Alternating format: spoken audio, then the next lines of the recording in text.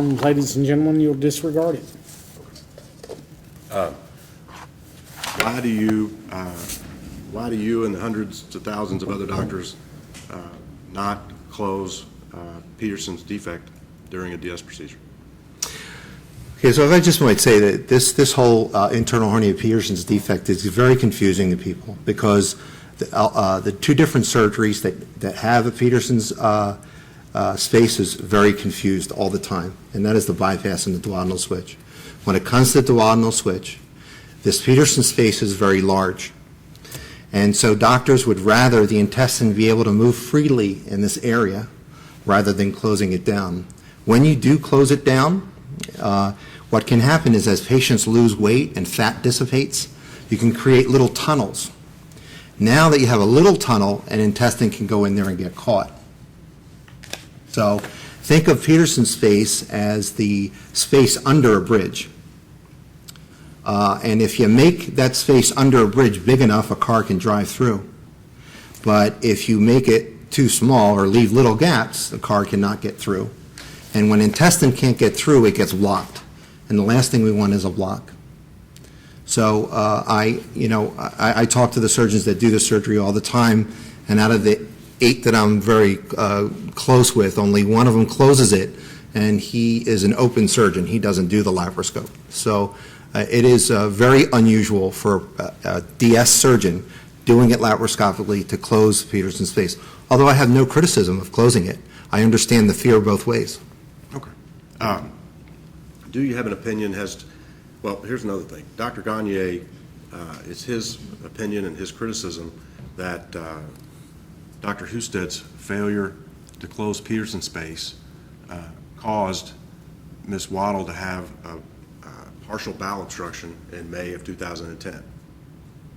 What is your opinion on that? That did not occur. And how can you say that? Why do you say that?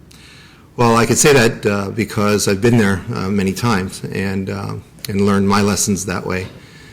What you see, you're talking about the admission with Dr. Weiss, right? Yes, yeah. Tell us about that. Yes.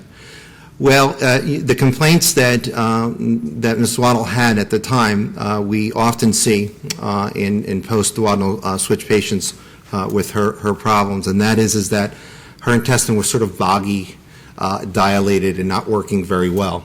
And Dr. Weiss did the absolute right thing, because the first thing you worry about, even if you don't see it on a CAT scan, when a person who's had bariatric surgery has pain, the first thing you worry about is an internal hernia, because it can be fatal. So he did the right thing. He went in there and he looked for it. But he did not find it. He describes what we call no transition zone. And so if you go back and really look at the tests, the upper GI right before, right afterwards, the CAT scan, what you see is a bowel that's very dilated and has what we call ground glass appearance, which was referred to in that CAT scan. Ground glass appearance is what happens when water goes into the walls and the intestines and slows the bowel down and makes it look kind of like boggy. And then it starts to get big and doesn't move very well, and that causes pain.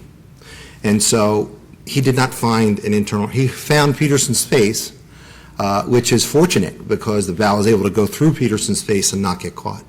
So there was really no transition zone. Transition zone is where a blockage occurs. You have intestine, then boom, there's a blockage, and an intestine on the other side.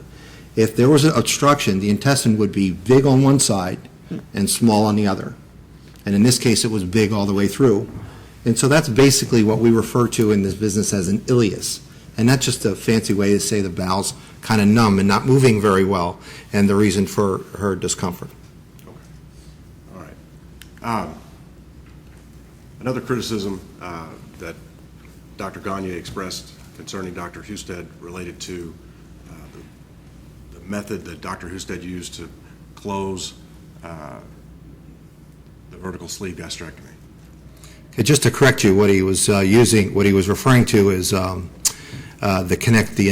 we call anastomose, connection between the vertical sleeve gastrectomy and the intestine. Okay. Sorry to correct you, but that's what he's talking about. And this is that area right where the sleeve ends and the intestine starts there. A little bit over, right around there. That's that connection. So everybody has a different approach to putting intestines together. Since the 1950s, the Russians were the first to invent the stapler. There have been doctors that put the intestines together with staplers. So in this case, you have three choices. You can put it together with a stapler, and some people feel confident with that and are very good at that. You can put it together by sewing it together, or you can get a robot, bring it in, spend thousands of dollars, and in 15 minutes put it together with the robot. So those are the three ways that people do it.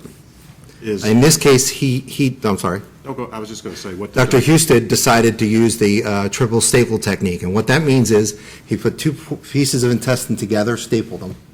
Then the hole that remains, he stapled across. We use that technique all over the abdomen, and it's no different here. The difference here, though, is that this is a very tenuous area. And so whatever you do well is what you want to use. You don't want to experiment. You want to make sure you're confident. And clearly, Dr. Husted likes to use a stapler. So I have no criticism of using the stapler. I know surgeons that do. It's a standard. Use of this triple staple closure within the standard of care. Yes, but let me make sure that everybody understands. You can get a stricture doing anything. He's suggesting, Dr. Gagne is suggesting that because he used it, there was a stricture, but I don't see any evidence of that anywhere.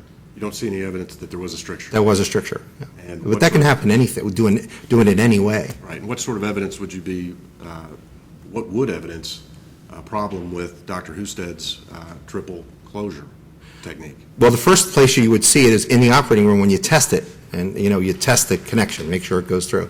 The second place that you would see it is in an upper GI. You would see the pouch dilated and blockage there. It would look like sort of like a funnel. The other way you would see it is if you went down with a scope to look at it. But she really doesn't. Usually when strictures happen, it happens in the first 4 weeks after the surgery. 4 weeks is the peak time, although it can happen any time. It's most likely to happen then. She doesn't really complain of those kinds of symptoms, that anything would mimic that anytime during her postoperative course until in 2012, when she's, at least I don't see it anywhere in the record. Maybe it's somewhere else. Okay. Now, I want to talk with you about common channel and Hey, what, we're going to pause there. We're going to take a short recess. The jury's been here for about an hour and 25 minutes, so we're going to take a short recess. Ladies and gentlemen, 10 minutes. I'm going to invite you back. Just come on in, take your seats in your chairs, and be ready to go in 10 minutes. My admonitions remain in effect. All rise for the jury, please. And you are excused. Thank you.